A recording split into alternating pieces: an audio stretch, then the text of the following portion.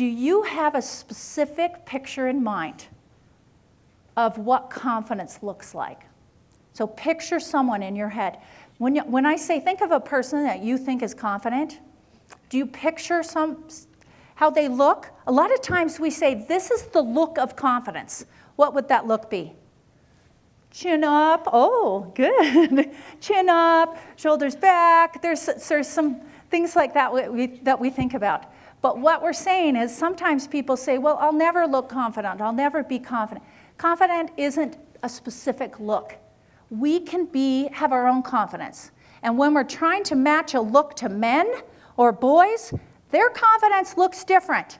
And then sometimes we say, ooh, we don't want to look like that. You know, because sometimes, I know, I was raised with 6 brothers. The confidence moves into what?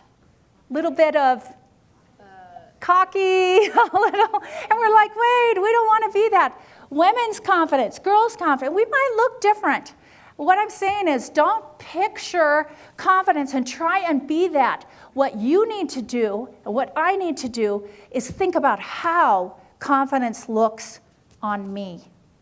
And it might not look the same as someone else. So that's important to understand.